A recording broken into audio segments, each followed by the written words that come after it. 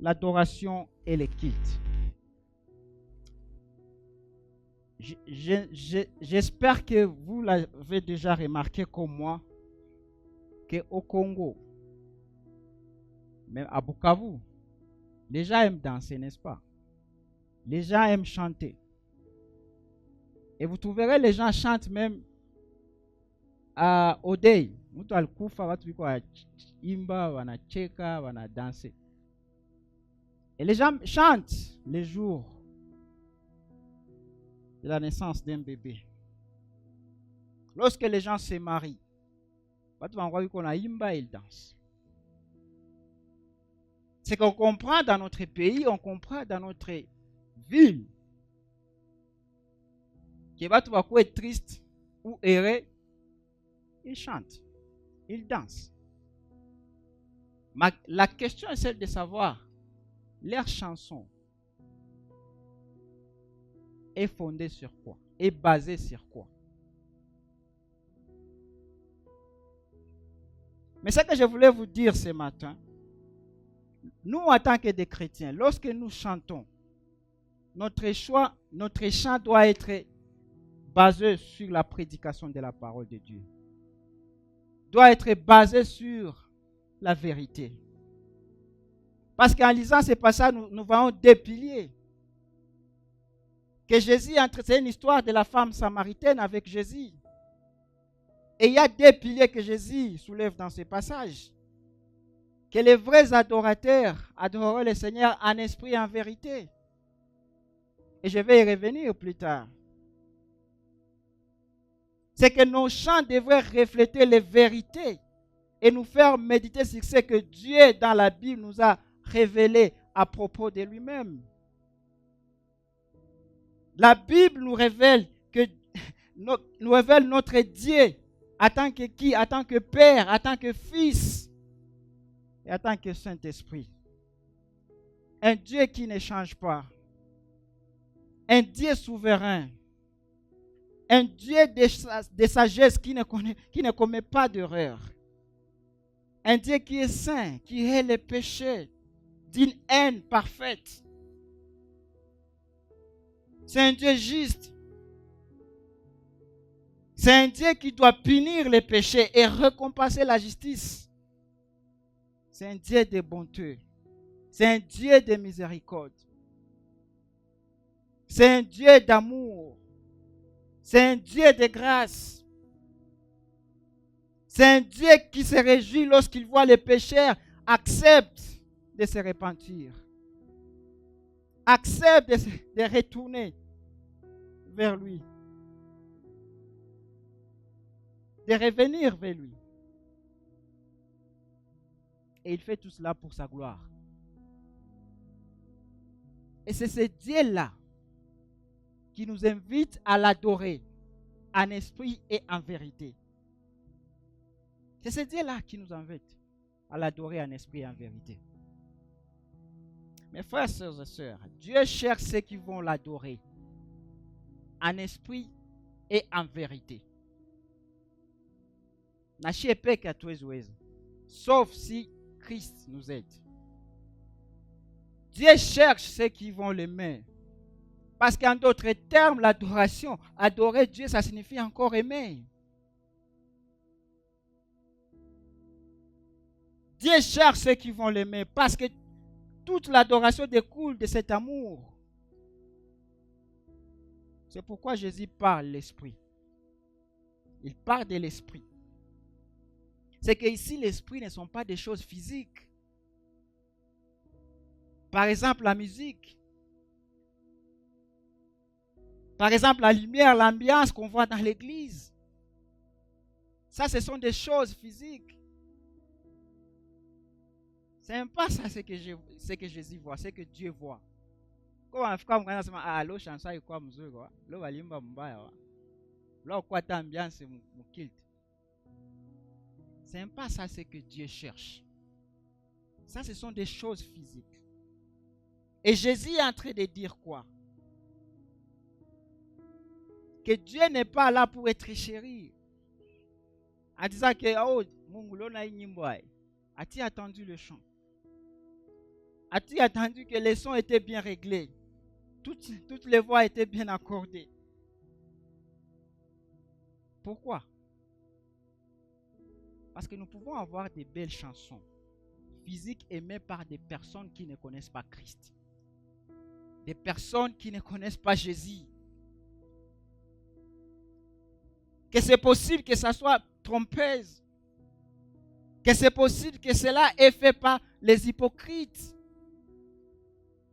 C'est pourquoi il ajoute en vérité. Qu'on ne les fasse pas pour tromper les autres. Qu'on ne les fasse pas pour se vanter soi-même. Ou pour qu'on puisse créer une ambiance émotionnelle. Mais qu'est-ce que Dieu veut? Qu'est-ce que Dieu cherche?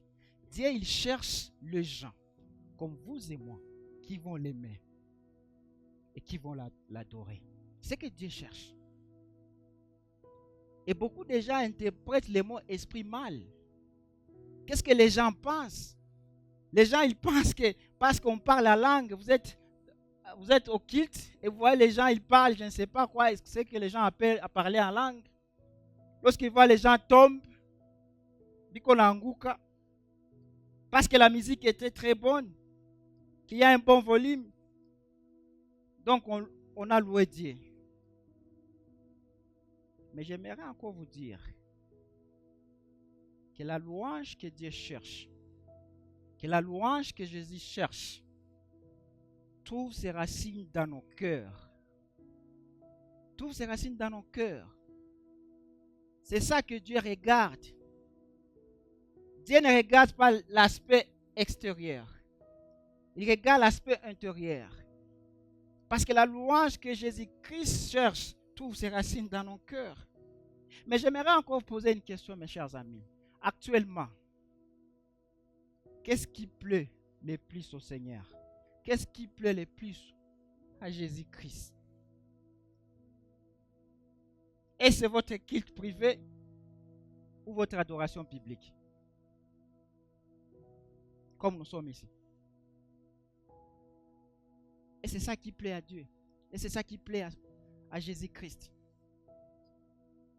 Votre culte privé ou votre adoration publique? Je lisais un livre. Il y a un monsieur qui dit, il y avait quelqu'un qui les enseignait. Qu'est-ce qu'il a dit? Il a dit que son pasteur les enseignait sur l'essence de la véritable adoration à l'église. Et pour montrer que celle-ci ne se limitait pas au cantique, qu'est-ce qu'il avait? Il avait supprimé tous les chants pendant un temps. Donc nous aussi, nous pouvons venir ici dans notre chambre.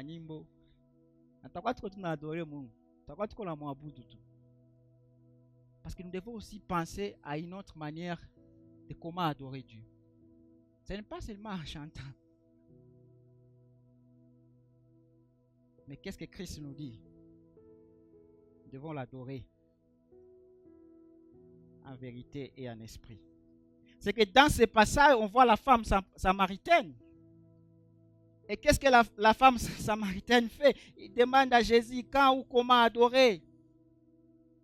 Et qu'est-ce que Jésus lui répondit? Jésus lui répondit que la question ne se posait pas en ces termes. Ce qui compte, ce n'est pas l'endroit. Ce n'est pas aller Kumulima. Non. Ce n'est pas dans une chambre de prière. Non. Ce n'est pas sur une montagne sainte où vous rendez un culte à Dieu.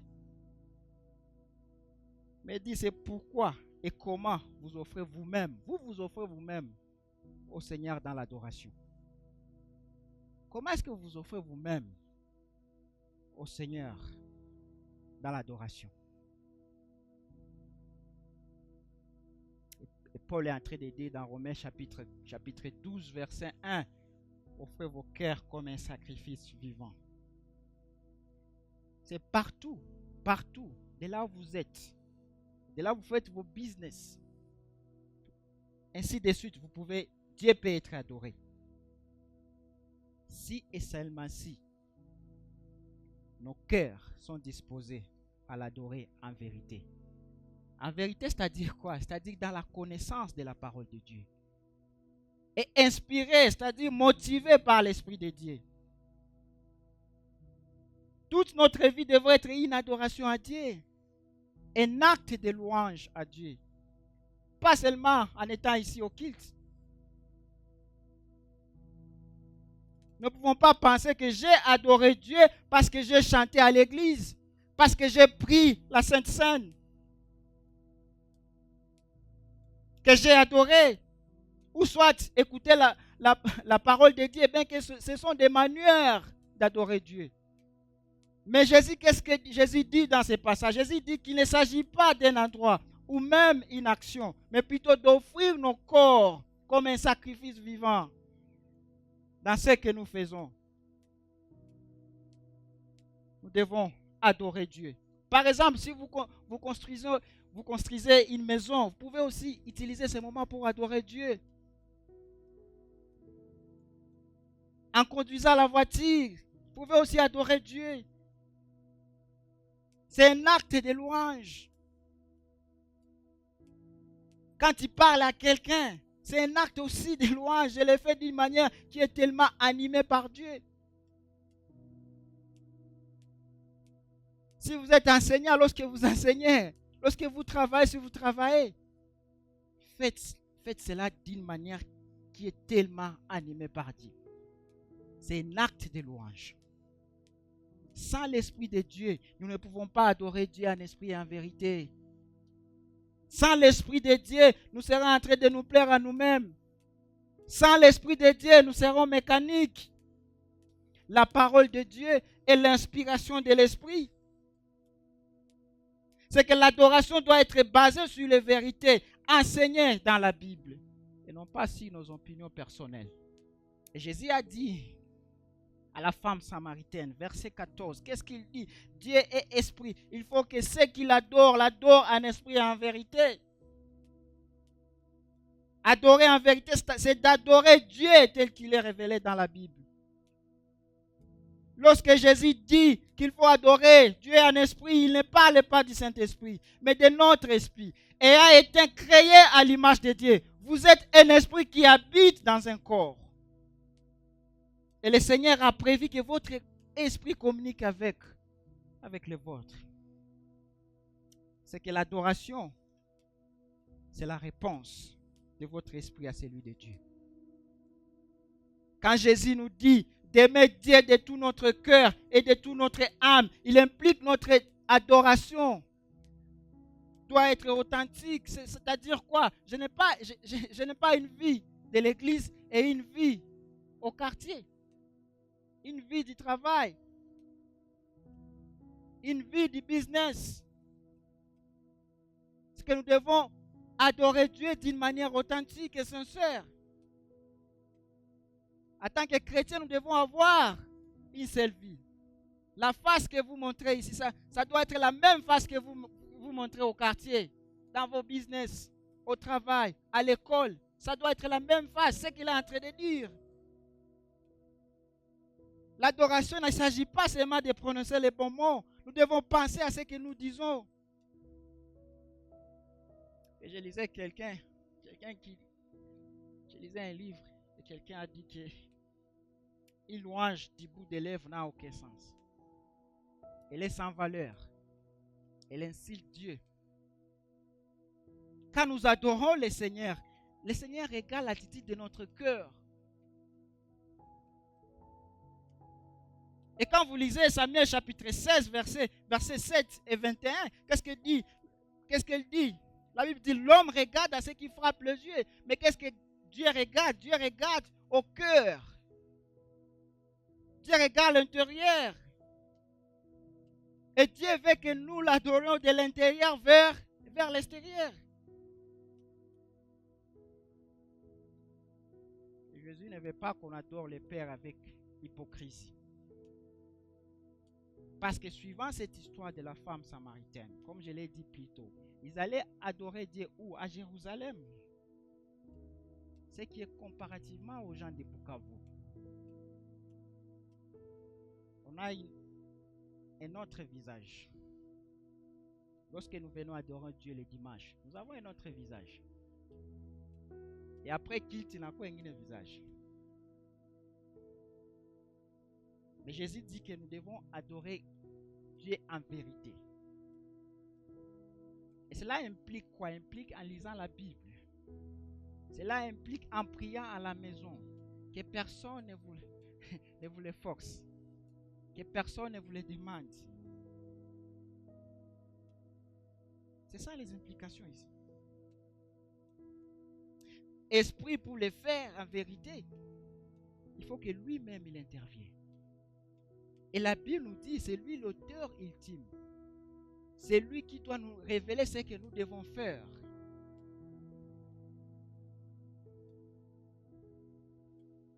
C'est Dieu lui-même qui travaille à nous.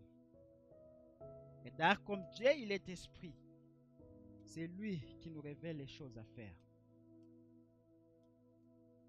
Mes chers amis, comme je vous ai dit plus tôt, que Dieu regarde nos cœurs. Il regarde l'aspect intérieur. Il ne regarde pas l'aspect extérieur. Et comme l'adoration implique que nous aimions Dieu, il veut que nous l'aimions de tout notre cœur. On l'a chanté aujourd'hui. De tout mon être, de tout mon cœur, j'offre tout au Seigneur. C'est ce qu'on a chanté aujourd'hui. Et Dieu veut que nous l'aimions, nous peine de tout notre cœur. Et cela n'a aucune importance que nous l'adhérons maladroitement. L'essentiel, c'est que nous soyons sincères, que nous soyons authentiques. Mais nous devons savoir aussi que la sincérité ici, celle n'est pas tout. Mais on peut se tromper en toute bonne foi. C'est pour cela qu'il ajoute en esprit et en vérité. Parce que les deux choses sont nécessaires. Tout marche de pair. Mes chers amis, l'adoration doit être à la fois juste et authentique, comme je l'ai dit plus tôt. Vous ne pouvez pas avoir une vie de l'église et une vie de l'auditoire et une vie au quartier. Une vie du business. Beaucoup de gens disent que hapa tuko mkanisa, acha kwa ya mkanisa huko. Acha kwa ya upasteur hapa. Si au travail vous voulez détourner, acha kwa ya mkanisa hapa. Hapa hii ni ya mkazi hapa. Nous devons, en tant que chrétiens, nous devons avoir une seule vie, un seul visage, une seule face. Nous sommes appelés à être authentiques, à adorer Dieu en esprit et en vérité.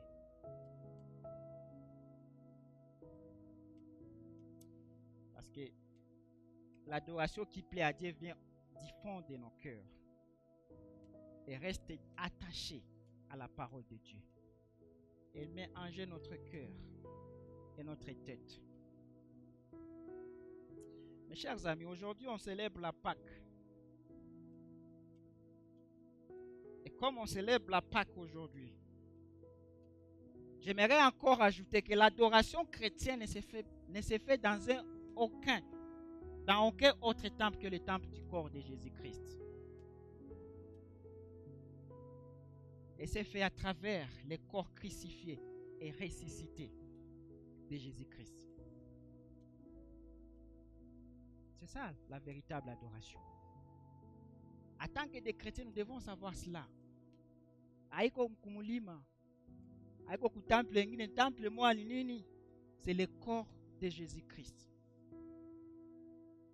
Christ s'est fait à travers le corps, donc ce corps-là, cette adoration, elle s'est fait à travers le corps crucifié et ressuscité de Jésus-Christ. Alors pourquoi est-ce que nous mettons devant les gens? On enseigne la parole de Dieu. Pourquoi est-ce qu'on se raconte hebdomadairement dans nos cellules pour étudier la parole de Dieu? Pourquoi est-ce qu'on visite les malades? On prie pour eux. On les laisse un message d'espoir. Pourquoi?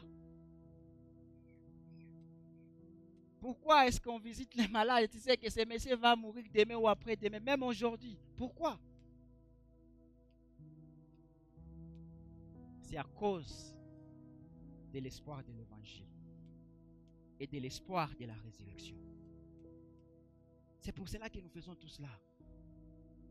C'est pourquoi nous allons visiter les malades. C'est pourquoi nous nous mettons ici devant pour vous enseigner la parole de Dieu. Si Christ n'était pas ressuscité, c'est rien fait. Lisez, Paul donne des implications concernant la résurrection. Si vous lisez 1 Corinthiens chapitre 15, tous les chapitres, il donne des implications concernant la résurrection.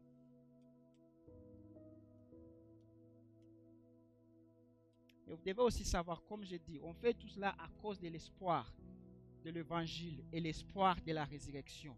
Et la réalité est que ceci n'est pas notre monde. Ceci n'est pas notre monde. Nous avons été préparés pour une autre chose de plus.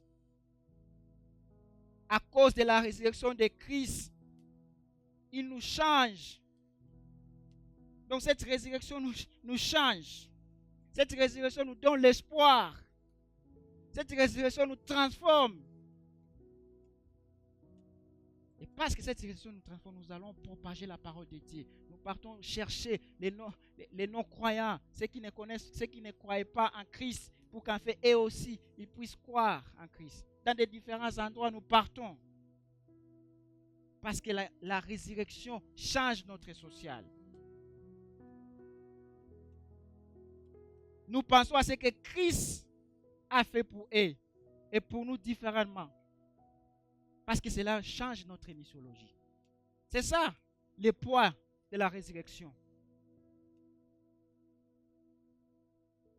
Nous pensons différemment à la façon dont nous réalisons ces moments et à ce que nous disons et pourquoi nous les disons.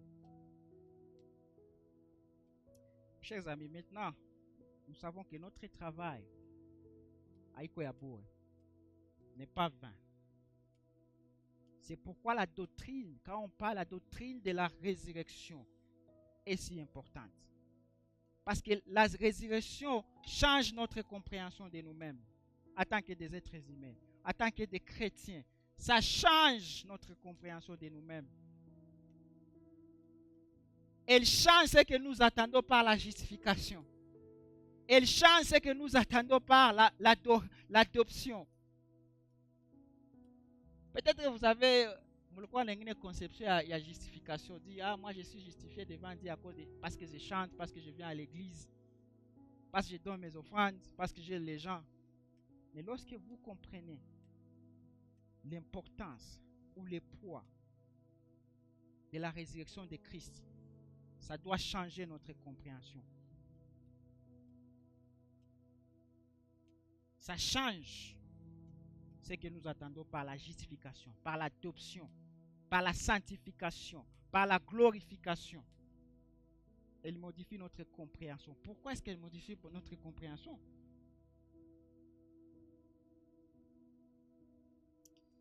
Ce que nous faisons, c'est que nous faisons dans le ministère de l'Évangile. Mes chers amis, tout change lorsque nous comprenons la résurrection de Jésus-Christ. Tout doit changer. Parce que ça nous donne l'espoir. Chaque fois que nous mangeons ces pains, nous allons le faire aujourd'hui, tout à l'heure là. Chaque fois que nous mangeons ces pains et buvons cette coupe, nous proclamons la mort du Seigneur jusqu'à ce qu'il vienne. Nous sommes tous les envoyés de la résurrection. Nous sommes tous les envoyés de la résurrection. Nous sommes là pour propager aux gens cette résurrection de Jésus-Christ. Pourquoi? Parce qu'il n'y a pas l'évangile sans résurrection. Il n'y a pas l'évangile sans résurrection. Parce qu'il n'y a pas d'envoi de la résurrection, il n'y a pas aussi d'envoi de l'évangile. Tout marche de pair.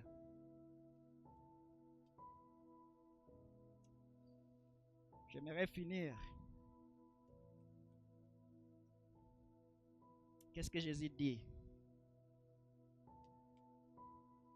Mais l'heure vient. Elle est déjà venue. Il parle de lui-même. Et l'ère d'adoration d'une église est éternellement liée à l'ère du Christ. La véritable adoration à Okweli est centrée sur Christ, est centrée sur la croix, est centrée sur la résurrection de Jésus-Christ. C'est ça la vraie adoration. Puisque la croix crée les adorateurs que Dieu cherche. Crée les adorateurs que Dieu demande. Une nouvelle race d'adorateurs qui ne sont ni juifs ni samaritains. Parce que la véritable adoration est centrée sur Christ, sur la croix et sur la résurrection. Courbons nos têtes et prions.